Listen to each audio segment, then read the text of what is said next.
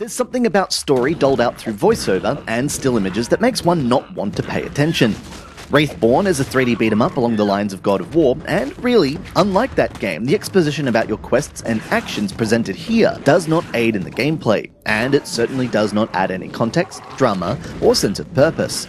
Walk around, smash monsters, upgrade your spells to use magic to smash monsters. That's the name of the game here. The basic attacks of your character are accomplished via an on-screen joystick and 3 main buttons: a light attack, a heavy attack, and a shield. Using combinations of the light and heavy attack will create combos, and the shield button renders you impervious to harm. Until your magic power depletes at least. After the first level, every time you gain enough crystals to upgrade in between levels, you can equip and upgrade up to 3 runes that have different effects, and when pressed, a rune symbol will pop up that needs to be traced with your finger to conjure the spell. All the controls work well enough, but it's a lack of impact in the game world that makes everything feel rather shallow. The combat and spell casting lacks a certain amount of weight to it. In many beat-em-ups, especially those that top the genre, combat has a meaty, visceral nature to it. Every attack has impact, and chaining together combos to eradicate a screen's worth of enemies is intensely satisfying.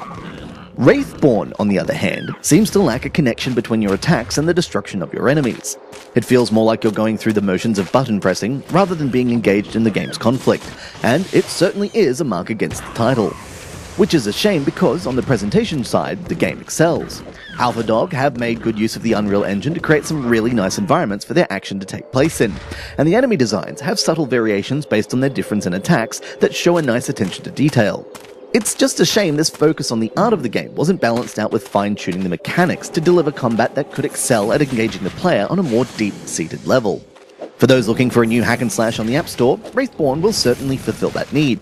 It's just that players might find the whole experience somewhat lacking. This has been Andrew with AppSpy.com. We review, you decide.